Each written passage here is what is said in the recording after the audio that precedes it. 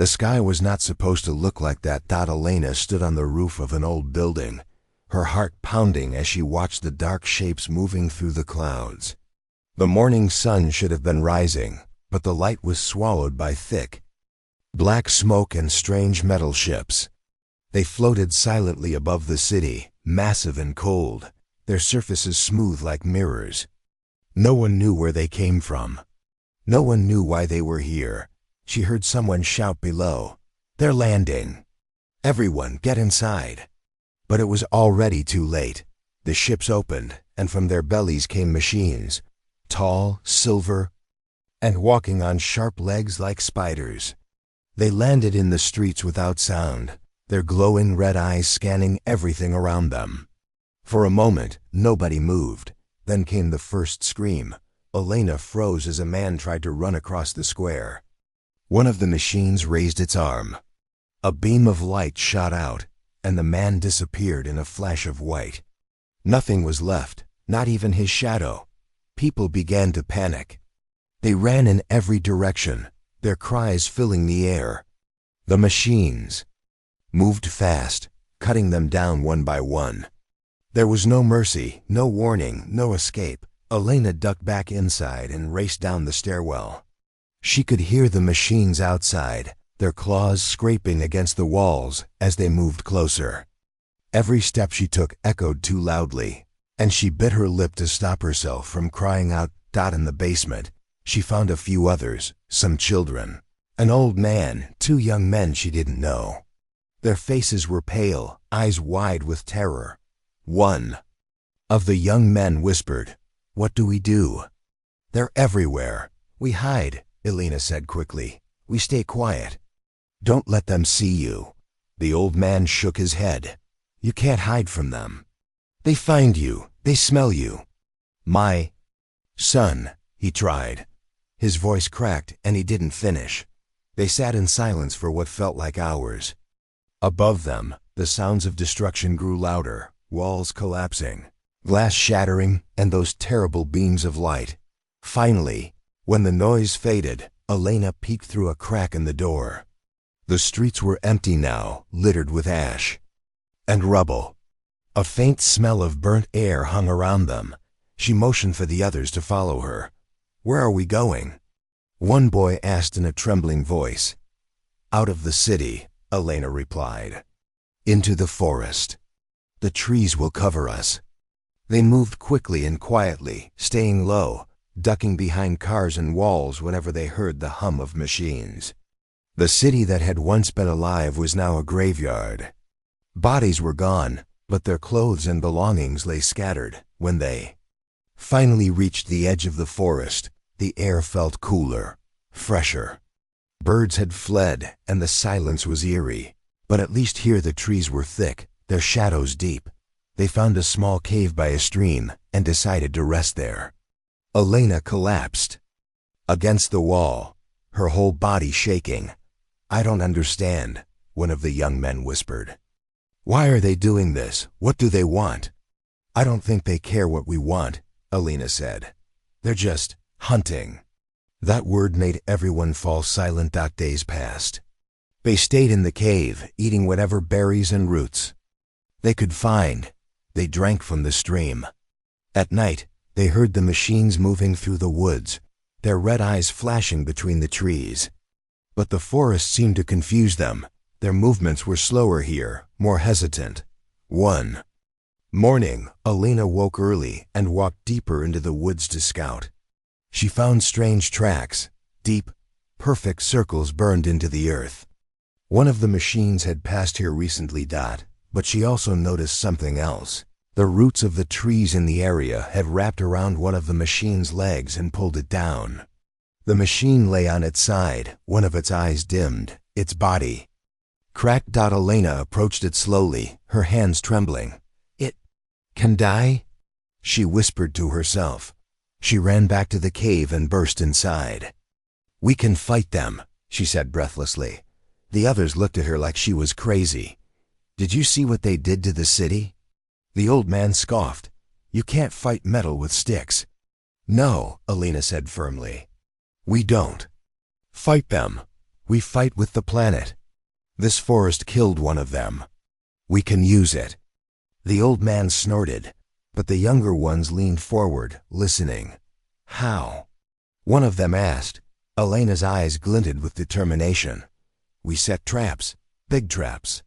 We lead them where they're weak. We use mud, trees, rocks, whatever this planet gives us. If they want to hunt us here, then we make Earth hunt them back." That night, they worked in silence, digging pits and covering them with branches, sharpening stakes, setting fires at strategic points. They smeared themselves with mud to hide from the machine's sensors. When the machines came, they lured one into a deep trench lined with spears. It fell in with a loud crash, sparks flying as its body twisted and broke. The group stared at it in disbelief. Then one of the boys let out a laugh. "We did it," he said softly. "We killed it." But their victory was short-lived. A loud metallic roar echoed through the forest. Red lights appeared in the darkness, not one, but many. The machines were coming, dozens of them, moving faster now, more dangerous. Elena's breath caught in her throat. "They're angry," she whispered. The next hours were chaos. The survivors ran through the woods, triggering their traps one after another. Machines fell into pits, smashed into falling trees, got stuck in swamps. But still, more kept coming. At dawn, Elena and her group stood at the edge of a cliff, the valley below them crawling with machines. "We can't keep running," the old man said bitterly. Elena stared at the rocks above the valley. "No." She agreed. "We don't run." She climbed to the top of the ridge and began placing the last of their charges under the loose boulders. One of the boys called out, "Elena, there's too many. It won't be enough." But she only smiled faintly. "Then we make it enough." The machines began climbing the ridge, their metal claws scraping against the stone. Elena waited until the last possible moment before striking the detonator. The mountain roared as tons of rock tumbled down, crushing machines like insects. The ground shook, dust rising into the sky. When it was over, the valley was quiet. Everyone stood still, staring at the wreckage below. Then a sound made their blood run cold. From beneath the rocks, something massive stirred. A single machine climbed out, bigger, stronger, its red eyes burning brighter than the rest. Its body was armored, its claws longer. It let out a deep, mechanical growl and began moving toward them. The old man whispered, "We can't kill that one." But Elena stepped forward, mud-streaked and battered, her eyes fierce. "Yes," she said, "we can." The group led the monster through the forest, past every trap they could spring, but nothing slowed it. Finally, Elena lured it into a cave, filled with oil and dry wood. Inside, the air was thick and hot. The machine roared and lunged at her. She dodged and struck her last match, lighting the oil. Flames rushed through the cave, and the walls began to collapse. The others shouted her name as rocks fell and smoke poured out. When it was finally over, they dug through the ash and rubble, calling for her. "Elena!" A faint cough answered them. They pulled her out, bruised, burned, but alive. She looked up at them, smiling weakly. "Told you, this planet is ours." They helped her to her feet. Around them, the forest was quiet. For the first time since the ships arrived, the group felt something like hope. Above them, the alien ships hung still in the sky, as if watching. One by one, they began to rise higher, pulling back into the clouds. Boy who laughed earlier said, "They're leaving." Elena shook her head. "No, they're just scared, and they should be." The old man asked, "What if they come back?" Elena stared at the black sky, her jaw tight. "Then we'll be waiting," she said softly. "This is our planet, and we know how to fight now." And as the group stood together, the first rays of sunlight broke through the smoke above, painting the earth in gold. In the distance, the trees whispered, and the earth seemed to breathe again. The forest was quiet now, but the silence felt heavy. like it was hiding something. Alina crouched behind a fallen tree, her fingers digging into the cold earth as she stared at the path ahead. Thin fog curled between the trunks, and somewhere in the distance came the faint hum of machines. She could feel the vibrations in the ground through her boots. "They're coming," she whispered. Beside her, a young man named Tomas held his breath, his knuckles white as he gripped a sharpened stick. "Are you sure they'll fall for this?" he asked quietly. "They'll fall," Alina said. "They always do." Behind them, the rest of the survivors crouched in hiding. 5 of them now, muddy and thin from days of running. Their eyes shone with fear and something else too, a small, burning hope. Alina looked at them one by one. "Remember the signal," she said. "Don't move until you hear me. Don't hesitate." The old man, whose name was Joran, muttered under his breath, "We'll all be dead before you give that signal." Alina turned her eyes to him, and Joran looked away. For hours they waited, pressed low to the ground, hardly daring to breathe. The forest seemed endless around them, black trunks stretching toward a sky that never brightened, birds long gone, even the wind unwilling to move. Then they heard it, a soft rhythmic thumping, like claws scratching stone. Tomas's eyes widened. "It's here," he mouthed. Alina nodded but didn't speak. She peeked over the log and saw it, a single hunting machine, tall and sharp, walking smoothly between the trees. Its red eyes flickered, scanning everything it moved slowly at. First, almost lazily. But as it reached the spot where their trail ended, exactly where Alina wanted it to go, it stopped. Then it tilted its head, and its claws sank into the dirt. Alina closed her eyes for 1 second, then opened them. "Now," she whispered. "Tomas." And another boy leapt up and threw rocks into the clearing, making noise to draw the machine forward. The machine turned and advanced quickly, its feet slicing through roots and stones alike. Its sensors glowed brighter as it locked onto the boys. The boys ran down the narrow path, shouting to keep its attention. Alina crouched lower, her heart hammering. The trap was simple but brutal. They had dug a deep pit, then covered it with branches and leaves. At the bottom were sharp stakes, each one tipped with broken pieces of metal they had salvaged from a destroyed machine. The boys ran past the pit and dove behind a rock. The machine didn't even slow down. It stormed ahead, its claws tearing at the ground. And then the earth gave way beneath it. With a loud crash, the machine fell into the pit, smashing through the branches and slamming into the stakes below. Sparks flew, metal screeched, and its red eyes flared before dimming. For a moment, there was silence. Then Tomas stood and let out a nervous laugh. "It worked," he said. "We killed it," but Alina didn't move.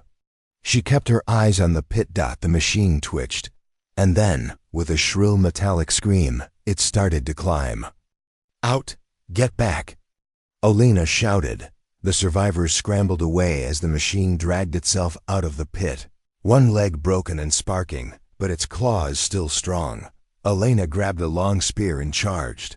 "Cover me!" she yelled. She ran straight at the machine as it pulled itself over the edge.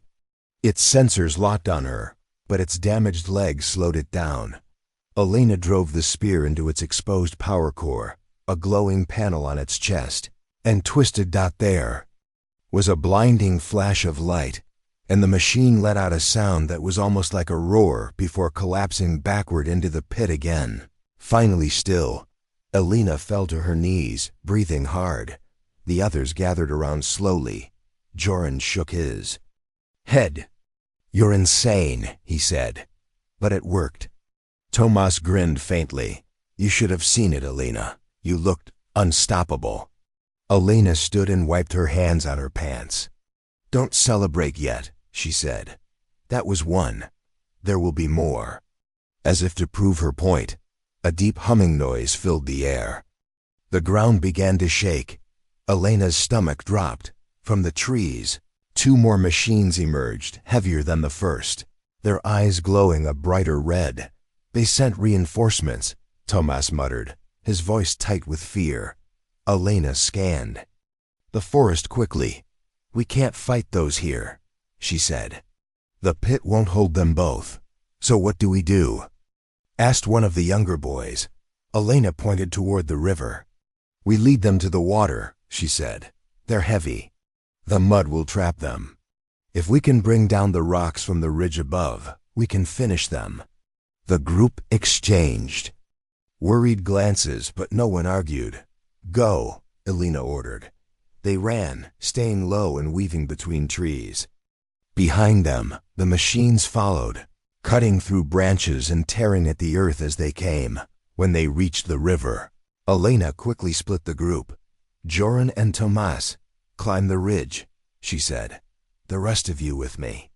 We'll lure them into the water. Tomas nodded and disappeared up the rocks with Joren. Elena stood at the river's edge and shouted, waving her arms. Here, over here, you monsters. The machines came crashing through the forest, their red eyes blazing.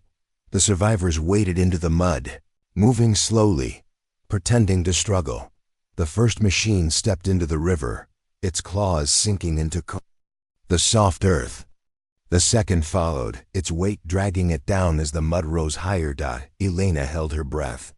Now, she whispered above them. Joran and Tomas pushed at a line of boulders they had stacked. With a loud crack, the rocks broke. Free and tumbled down, the first machine was struck directly, its chest crushed as it sank into the river. The second was knocked onto its side, its sensors blinking rapidly before going dark. The forest was quiet again, except for the sound of rushing water. Elena stood in the mud, staring at the destroyed machines. They're not invincible, she said softly. Thomas slid down the ridge and landed beside her. You're right, he said, smiling despite his exhaustion. They bleed, or spark, whatever, but Joran didn't smile. He was staring at the trees. They'll send more, he said. And next time, they'll be smarter.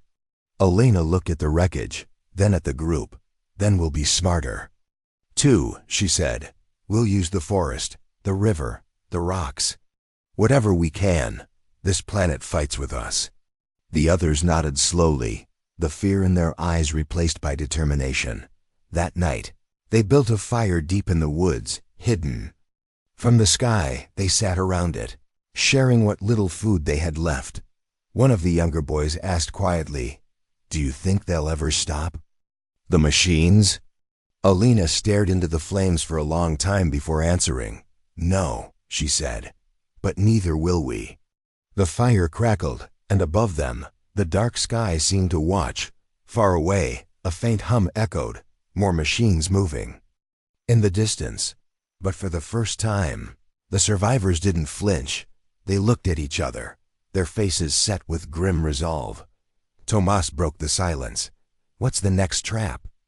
Elena smiled faintly, her eyes cold and bright. You'll see, she said, and somewhere in the darkness, the forest whispered its agreement. The trees swaying, the river flowing, the rocks waiting. The planet itself was ready to fight. Elena and her small group moved carefully through the dense forest. The air was thick with the smell of damp earth and broken leaves. They had spent days hiding, watching, and learning. The machines were clever and deadly, but Elena was determined to find a way to stop them. We need to understand how they work, Elena said, her voice low but firm. If we know their weakness, we can fight smarter. Joran, the old man, nodded slowly. We can't keep running forever. We must find a way to strike back. Tomas looked nervous as he whispered, But how? They are machines. They don't feel pain or fear. Elena shook her head. Maybe not, but they have parts. Like us, and every part can break. The group had found a damaged machine lying in a clearing. It was half buried under a fallen tree, one of its legs twisted and broken. The machine's eyes flickered weakly, but it was still alive, making soft mechanical noises. We have to study it, Elena said. Maybe it will tell us what we need to know. Carefully, they approached the machine. Elena knelt beside it and touched the cool metal with her gloved hand. It's cold, but not dead. Look here, she pointed to a glowing panel on the machine's chest. This must be its power core. Joran frowned. If we damage that, maybe we can stop it. Elena's eyes sparkled with hope. Exactly. Suddenly, the machine twitched, and its eyes flashed bright red. The group jumped back, fear rising again. Stay calm, Elena said. We need to be ready if it attacks. The machine made a strange sound, almost like a hiss, then quieted again. Thomas looked at Elena. How can we use this? We observe, she said. We wait for it to do something, anything that shows us more. They sat in silence for hours, watching the machine's slow movements. It seemed to repair itself, small parts moving and clicking softly. Then Elena noticed something. Each time the machine fired its weapon, a small panel on its chest slid open, exposing a glowing core for a brief moment. That's it, she whispered. Its power core is exposed after it attacks. If we strike then, we can destroy it. The others looked at her in surprise. But how will we get close? Tomas asked. They don't just fire once. Elena smiled slightly. We create a trap to force it to fire, then we strike. That night, they planned carefully. They set up decoys and signals to lure the machines. They prepared spears and explosives made from what they could find. Days later, the machines returned, bigger and smarter than before. They moved through the forest like hunters, their eyes scanning every shadow. Elena gave the signal. A fake fire broke out, and the machines turned toward it, firing their weapons. As one machine attacked the decoy, its power core opened. Elena and Tomas rushed forward, spears ready. With a cry, Elena drove her spear into the exposed core. Machine shuddered, sparks flying, and then exploded in a shower of metal fragments. The group cheered, but their victory was short-lived. More machines appeared, drawn by the explosion. We have to move, Elena shouted. They ran through the forest, setting traps and leading the machines into dangerous areas. The fight was fierce, but Elena felt stronger now. We know their weakness, she said, breathing hard. We can win. As night fell, the survivors gathered around a small fire. Joran looked at Elena with respect. You have given us hope. Elena smiled, tired but determined. This is just the beginning. The machines will keep coming, but now so will we. The forest seemed to hold its breath, ready for the battles to come. The forest was alive with whispers, not the rustling of leaves, but the quiet breath of the earth itself. Elena stood at the edge of the swamp, staring into the thick, dark water. She could feel the weight of the machines closing in on them. But she also felt something else, the power of the land beneath her feet. They'll come through here, Elena said, turning to the others. Her voice was low but firm. This swamp is their weakness. Joran, the old man, looked doubtful. The mud will swallow us too. Elena shook her head. Not if we're careful. We use the swamp, not fight it. They don't understand it like we do. Thomas stepped forward. How do we make the land fight for us? Elena smiled faintly. We lead the machines into the swamp, where the mud is deep and thick. Their heavy legs will get stuck. Then we trap them. The group spent the day preparing. They sharpened sticks and gathered fallen trees. They set traps hidden beneath the water and mud. The forest around them was quiet, almost waiting.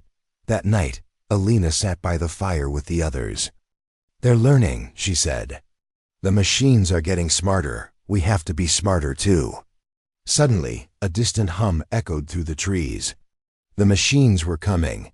Get ready, Elena whispered. The first machines appeared at the swamp's edge.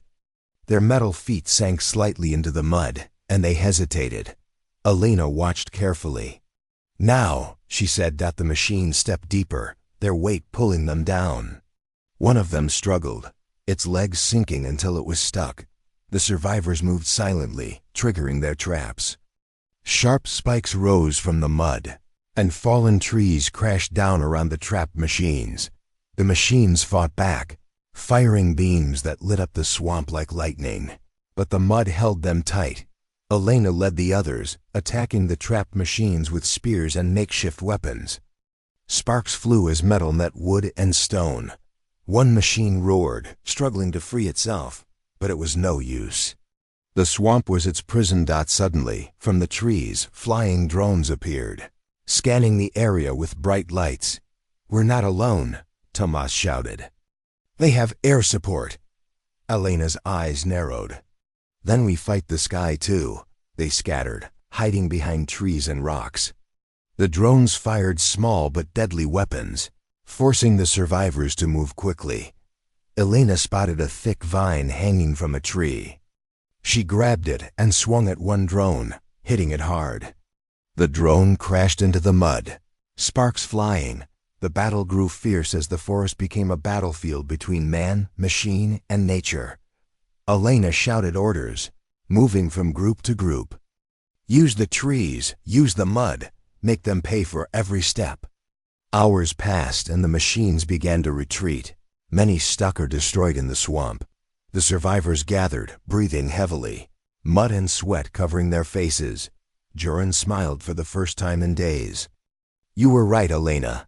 The land is on our side." Elena looked at the dark sky. "This planet is our weapon. We just have to learn how to use it." But as the night grew deeper, a new sound filled the air, a deep, rumbling growl unlike anything they had heard before. Elena's heart skipped a beat. "They're bringing something bigger." The group stared into the darkness, knowing the fight was far from over. The mountain loomed above them, its jagged rock sharp against the night sky. Elena stood at the base, her eyes fixed on the dark ridge. The wind was cold here, and the air thin, but she felt alive.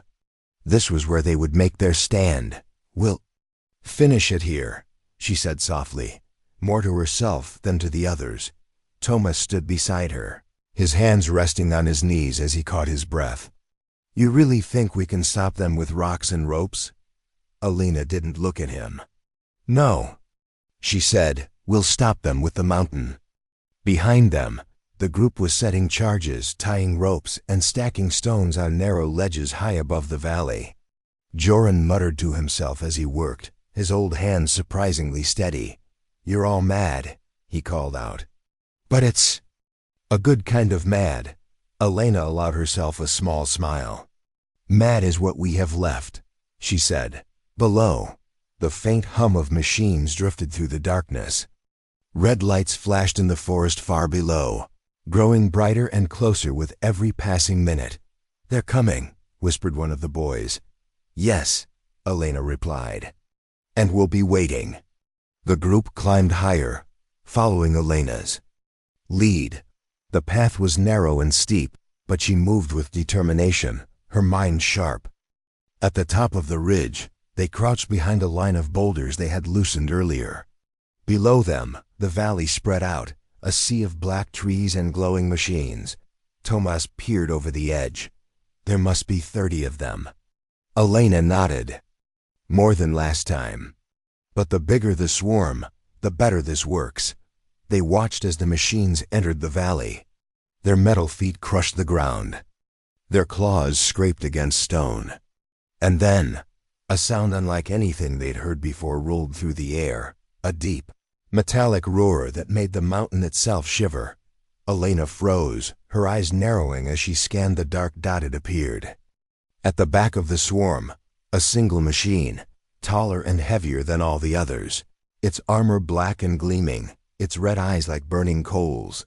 The ground trembled as it stepped forward. "What is that?" Tomas breathed. Elena didn't answer. The machine raised one massive arm, and with a hiss of steam, it fired a beam of white light that sliced through the air, carving a line of fire into the mountainside. The survivors ducked as rocks showered down around them. "We stick to the plan," Elena ordered. "We can still do this, but that one is mine." The others looked at her in disbelief. "You're crazy," Joran muttered. "Maybe," Elena said calmly. But it has to end here. The swarm began climbing the path, their claws digging into the rocks as they advanced. The smaller machines moved fast, but the big one moved slow and steady. Unstoppable. Elena gave the signal. Now! She shouted. Tomas and two others pushed hard against the first stack of boulders. The rocks tumbled down the slope with a deafening crash, smashing into the leading machines. Sparks flew as metal was crushed beneath the weight of stone. Cheers rose from the group, but only for a moment. More machines climbed over the wreckage, undeterred. The big one raised its arm again and fired another beam, cutting through one of the ledges where two boys were hiding. Elena grabbed Tomas's arm. "Get the next line ready," she said sharply. They worked quickly, lighting the charges they had buried beneath the rocks. "Wait," Tomas said suddenly, his voice tight. "It's climbing too fast." Elena looked down and saw the big machine was already halfway up the slope. Its claws sank into the stone, and it tore through the rocks as though they were nothing. She took a breath. "Then we go down to meet it." Before anyone could stop her, Elena grabbed a spear and began climbing down toward the monster. "Are you insane?" Tomas called after her. "Yes." She shouted back. The big machine reached the narrowest part of the path. Its body was so wide. It scraped against the cliffs on both sides. Elena stopped above it, her back pressed to the rock, waiting for the moment. It moved closer. She leapt. Her spear struck the exposed joint of its shoulder, sparks bursting out as she hung on. The machine roared, swinging its massive arm to shake her off. "Now!" she screamed. Above, Tomas and the others lit the last of the charges. The mountain shook as an entire wall of rock broke free and fell. Elena kicked away from the machine at the last second, landing hard on a lower ledge. The big machine looked up just as the avalanche struck it. Stone and dust swallowed everything, and the sound of tearing metal filled the air. When the dust settled, the valley was silent. The swarm was gone. Elena lay on the ledge, her chest heaving, her body bruised and bleeding. Tomas slid down beside her, his eyes wide. "You're alive," he said in disbelief. "Mostly," she said, coughing. They looked out over the valley, now buried under tons of rock. Ian limped down to join them, shaking his head. "You're mad," he said again. "But it worked," Elena replied, a faint smile on her lips. The group gathered at the ridge, staring at the wreckage below.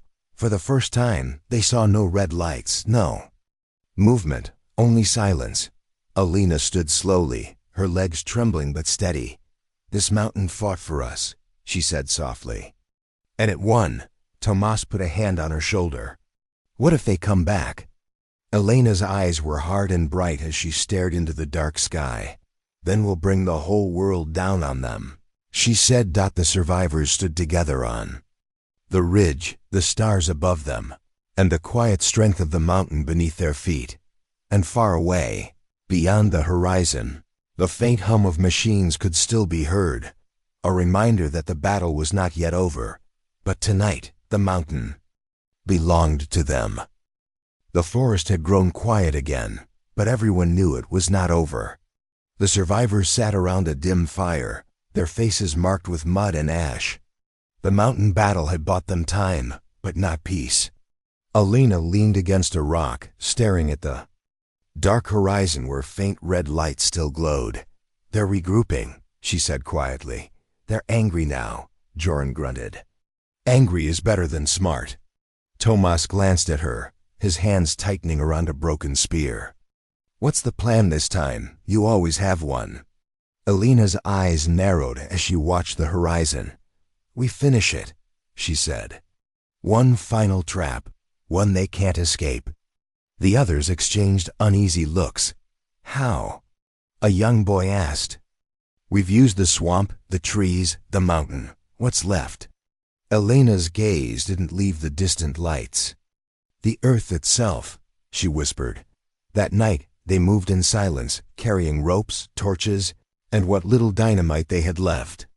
The ground grew harder and colder as they neared the Great Canyon, a deep, jagged scar in the earth that stretched for miles.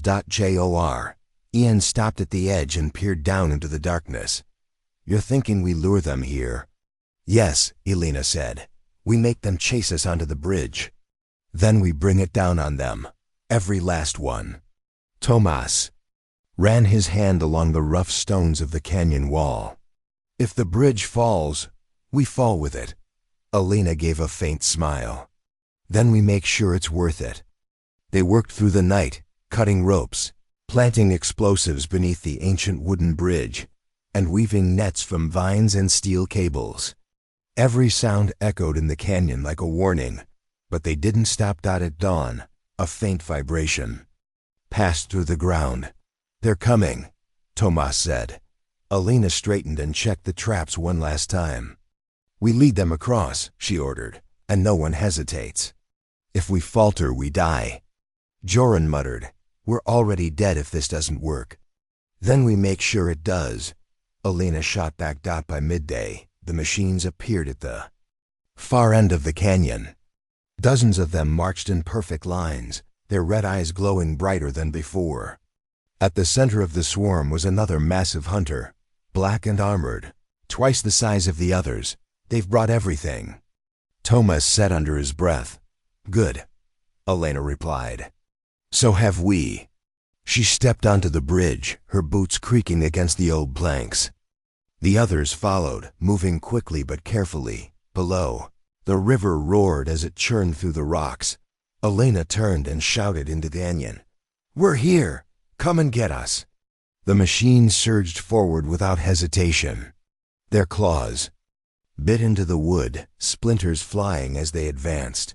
The survivors ran to the middle of the bridge, stopping just at the point where their traps were set. "Hold!" Elena commanded. The first wave of machines reached them, beams of light slicing through the air. Elena and her group ducked and rolled, keeping just out of reach. The bridge groaned under the weight of so many machines. "Not yet," she whispered. More and more poured onto the bridge, their red eyes fixed on the humans who had defied them for so long. When the massive black hunter stepped onto the planks, the wood buckled and cracked. Elena raised her hand. "Now!" Joran and Tomas struck the ropes holding the explosives. A thunderous boom ripped through the canyon. The outer supports shattered, and the edges of the bridge fell away. But the machines kept coming, relentless even as the bridge began to sway violently. Elena grabbed a rope tied to the railing. "Cut the main line." Tomas swung his blade through the thick cable. The bridge split in two, and everything on it, wood, metal, man, dropped into the canyon. Elena felt herself falling, the wind screaming past her ears. She clung to her rope, her arms burning. As she swung hard against the cliff wall, below, the machines crashed into the river, their bodies breaking apart on the rocks, red lights winking out one by one.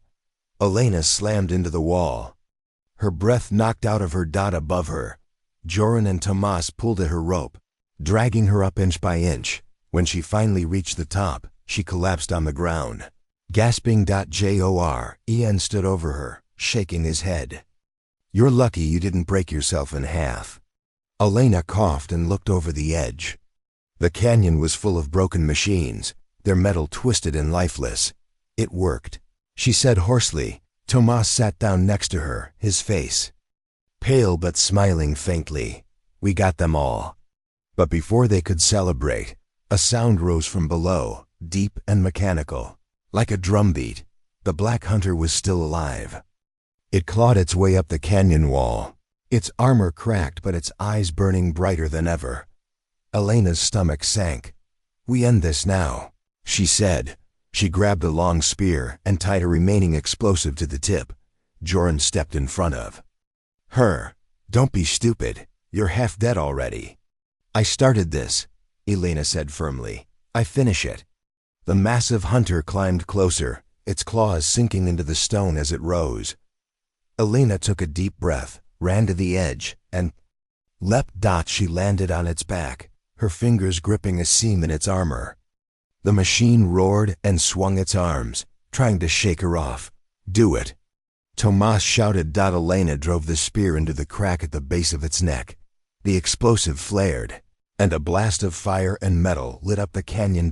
When the smoke cleared, the machine was gone, its broken body scattered on the rocks below. Elena clung to the cliffside, her legs dangling over the void. Tomas reached down and grabbed her wrist, pulling her back to solid ground. She lay there for a long time, staring at the sky, the stars finally breaking through the clouds above.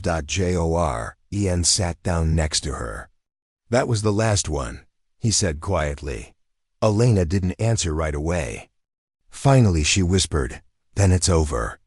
The group stood together at the edge of the canyon, watching the river carry the remains of the machines away. For the first time in weeks, the night was silent. Tomas put his hand on Elena's shoulder. "You saved us." Elena shook her head. "We saved each other. And the earth saved us too." She looked out at the dark horizon where no more red lights burned. "This is our land," she said, "and it will never be theirs." The survivors stood together in the quiet, knowing the battle was done, and the earth, scarred but unbeaten, was theirs again. Smoke still curled into the sky, long after the last machine had fallen. The canyon below was littered with broken metal, the river carrying away their remains piece by piece. But the survivors knew the battle was not truly over yet. Elena stood on the ridge, her face darkened with ash and dirt. The wind whipped through her hair as she looked at the silent horizon. Behind her, the others worked quietly, collecting what little food and water they could find. Tomas approached her, his shirt torn and hands bruised. "The fires are dying," he said softly. "The land, it looks dead." Elena didn't turn to him. "It's not dead," she said. "It's waiting." Joran limped over, leaning on a broken spear. "We can't stay here much longer," he muttered. "The ground is poisoned. We need to move." Elena nodded slowly. "We will," she said, "but not yet. Not until we make sure they're gone." The group gathered as she spoke, their faces tired but expectant. "This was never just about survival," Elena continued. "We fight not only for ourselves but for the land, for everything they tried to take from us. We have to rebuild. We owe that to everyone we lost." Tomas looked doubtful. "But what if they come back?" Elena's eyes hardened. "Then we rise from the ashes, again and again if we have to." That night, the survivors sat around a small fire, the stars above them cold and sharp. One of the younger boys, his voice barely above a whisper, asked, "Do you think the machines felt anything when they died?" Joran snorted. "They're machines. They don't feel." But Elena didn't answer right away. She stared into the flames, remembering the way the massive hunter roared before it fell into the canyon. "I don't know," she said finally, "but I do know they feared something. Us." The group fell silent at her words, each of them thinking about what they'd done, and what still lay ahead. In the morning, they began to climb down the ridge, moving slowly, but with purpose. The land around them was scarred, trees snapped and burned, soil churned and blackened. They walked through the valley where the first traps had been set, and where many of their own had fallen. "Look," Tomas said, pointing to a patch of green. Peeking through the dirt, a small plant had pushed up through the ash, its leaves bright and defiant. Elena knelt beside it, running her fingers lightly over the soft petals. "The land remembers," she murmured. "And so must we." Suddenly, a faint sound came from behind them. The group froze, weapons raised. Out of the trees staggered a figure, a human, dressed in rags, his eyes wide with fear and disbelief. "More survivors," Elena breathed. Man collapsed to his knees, gasping for air. You fought them?" he asked hoarsely. "Yes," Elena said. "We destroyed them." The man looked up at her, his face streaked with tears. "Then you're not the only ones," he whispered. "There are others, fighting, hiding, waiting for a sign. Elena exchanged a look with Tomas. "How many?" she asked. "Dozens," the man said. "Maybe more. In the east," they said. "If anyone survived the machines, they should come." Elena stood slowly, her eyes bright with a fierce light. "Then we go to them," she said. "We bring them hope." The survivors pressed on, moving through the ruined forest and burned plains. Each step was heavy, but each step brought them closer to something new. As the sun rose higher, they began to see signs of life, small birds darting between branches, insects buzzing, green shoots breaking through blackened soil. The earth was healing. At dusk, they reached the edge of another canyon, this one shallower and lined with strange stone carvings. In the distance, faint smoke curled into the sky. Elena raised her hand. "There," she said. "We're not alone anymore." The group descended into the canyon, where more survivors waited, men, women, and children, their faces lighting up with shock and joy as they saw Elena's group approach. A tall woman stepped forward from the crowd. Her clothes were torn, but her stance was proud. "You came," the woman said. Elena nodded. "We all came," she replied. The woman extended her hand. "Then let's finish what they started." For the first time in what felt like years, Elena smiled. "Together," she agreed. That night, the survivors gathered in a great circle, their fires burning bright against the darkness. They spoke of battles fought and loved ones lost, but also of dreams of rebuilding homes, planting seeds, and raising children who would never know the fear of machines. Tomas sat beside Elena, staring into the flames. "You think this is really over?" he asked quietly. Elena looked at him, then at the stars above. "No," she said, "but it's the beginning." She stood, her back straight and her eyes clear. "The machines thought they could burn everything," she said to the circle. "But look around, we're still here. And tomorrow there will be more of us. We rise from the ashes stronger than before." The group erupted in quiet cheers and determined nods. At the edge of the circle, Joran muttered, "Mad woman." But even he smiled as he said it. In the distance, the wind carried the faintest sound, not the hum of machines, but the rustling of leaves, the murmur of water, and the heartbeat of a living world reclaiming itself. Elena closed her eyes for a moment, feeling the warmth of the fire on her face, the weight of the earth beneath her, and the quiet strength of those around her. When she opened them again, the horizon no longer looked so dark. She turned to the others and spoke softly but firmly. "This land belongs to us," she said. "It always did. And no one, not even an army of machines, will ever take it away again." And with that, the survivors stood together under the stars, ready to rebuild, ready to fight if they must, and ready, at last, to live. From the ashes of destruction, hope had risen, and it would never burn out again. The sun was just beginning to rise when Elena woke to the sound of distant thunder. She sat up quickly, her eyes scanning the horizon, but the sky was clear. The thunder wasn't from the clouds. She rose quietly, stepping away from the camp where others still slept. Tomas joined her moments later, his face already tense. "You hear it too?" he asked. "Yes," Elena replied, her voice flat. "They're still out there." The canyon camp was alive within minutes. People rushed to gather supplies, tighten packs, and ready weapons. Joran grumbled as he tightened the straps of his boots. "I told you it wouldn't be over," he muttered. "You crush one nest and another wakes up." Elena didn't answer right away. She was watching the faint line of black smoke rising far to the north. "This is different," she finally sighed. "It feels bigger." Tomas frowned. "What do you mean?" Elena's eyes narrowed. "They're not just sending machines to hunt us anymore. They're sending something else. Something worse." The survivors marched all morning, moving steadily north toward the smoke. Along the way, they found signs of destruction. Entire forests flattened, rivers choked with ash and metal. This wasn't just a battle. one of the young boys whispered. It was a slaughter. Joran spat into the dirt. We'll see if they can slaughter a mountain and live to tell the tale. As the sun rose higher, they reached a wide plateau. At its center was a massive crater, and in the middle of the crater stood a black tower. The tower hummed with energy, its surface pulsing with red light.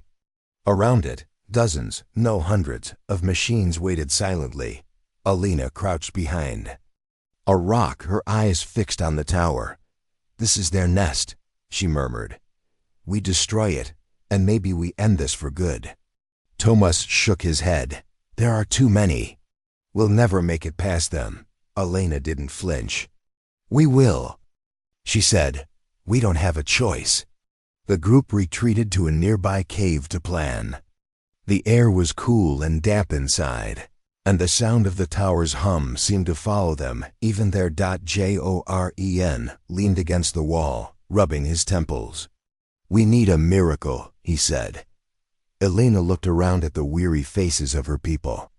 We don't need a miracle, she said. We just need to remember who we are. She knelt and began drawing lines in the dirt with a stick. We split into 3 groups, she explained. One draws the machines away. The second disables the outer defenses. The third, my group, takes the tower. Tomas stared at her. You're taking the hardest job again. Elena met his gaze evenly. It's my fight, she said. That night they moved. The moon hung low and red as they approached the plateau. The first group lit fires at the edge of the forest, shouting and throwing stones to draw attention. The machines responded instantly, breaking formation to chase the noise. The second group crept forward, cutting wires and planting explosives. Sparks flew silently as defenses fell. Finally, Elena and her team slipped into the crater. The ground beneath them vibrated with every pulse of the tower. They ran toward it, weaving through the shadows. One by one, the few remaining machines guarding the base fell under their spears and knives. At last, Elena stood at the foot of the tower. It's bigger than I thought, Tomas whispered. Elena placed a hand on its surface. It was warm, alive. Almost. There, she said, pointing to a panel that glowed faintly. Joran stepped forward, prying it open with his knife. Inside was a mass of wires and lights, all humming in strange rhythms. We plant the charges here, Elena said. And we don't leave until they're all set. But just as they began working, a deep, guttural roar filled the crater. Everyone froze. From the shadows emerged a figure unlike anything they had seen before. It was huge, a fusion of machine and something else, its eyes a blazing white instead of red. It moved with terrifying speed, metal claws glinting under the moonlight. What is that? Tomas gasped. The heart, Elena whispered. The heart of them all. The creature lunged at them, scattering the group. Elena rolled to her feet and grabbed the spear, charging toward it. Keep planting the charges, she shouted. The creature swung its arm, sending her flying into the dirt. Tomas rushed in, slashing at its legs, but it barely noticed him. Elena coughed, blood in her mouth, but forced herself to stand. Over here, she screamed, waving her arms. The creature turned to her, giving Tomas enough time to set the last of the charges. Done, he shouted. Then go, Elena ordered. No, Tomas cried. Not without you. Yes, she yelled. Go. The creature advanced on her, its white eyes blazing. She waited until it was close, so close she could feel the heat of its body. Then she lunged forward, driving her spear into its chest. It roared and swung at her, but she held on, pulling herself closer to its exposed wires. Elena! Tomas shouted from the edge of the crater. She looked back at him, and for the first time in a long time, she smiled. Light it up, she said. Tomas hesitated, his hand shaking. Do it, she screamed. He pressed the detonator. The crater erupted in fire and light, the ground splitting beneath them. When the smoke cleared, The tower was gone, reduced to twisted metal and ash. The creature lay motionless at the center, its white eyes dim. The survivors crawled out of the crater, coughing and covered in dust. Thomas staggered to his feet, his eyes searching desperately. "Elena?" he called. There was no answer. He dropped to his knees, his chest heavy, his hands trembling. But then, movement. From the rubble, a figure rose slowly. It was Elena, her clothes torn, her body bruised, but her eyes still fierce. She limped toward them, holding her side, but standing tall. The group rushed to her, surrounding her with cheers and tears. Joren shook his head in disbelief. "You really don't know how to die, do you?" Elena managed a weak laugh. "Not today." They looked out over the smoldering crater. The machines had stopped moving. The sky was quiet. Thomas stood beside her, his face full of wonder and relief. "You did it," he said. "No," Elena corrected. "We did it." But even as they celebrated, a faint sound rose from the earth below, a low hum, distant but real. Elena's smile faded slightly as she listened. Thomas noticed and asked, "What is it?" Elena took a deep breath, her eyes hardening again. "The fight isn't over," she said. The survivors fell silent, the weight of her words settling over them. Then she turned to face them, her back straight despite her wounds. "Then we keep fighting," she said firmly, "until the earth is ours." Again. And as the first rays of dawn broke over the horizon, they stood together, tired, battered, but unbroken, ready for whatever came next, because no matter what rose against them, they would rise too.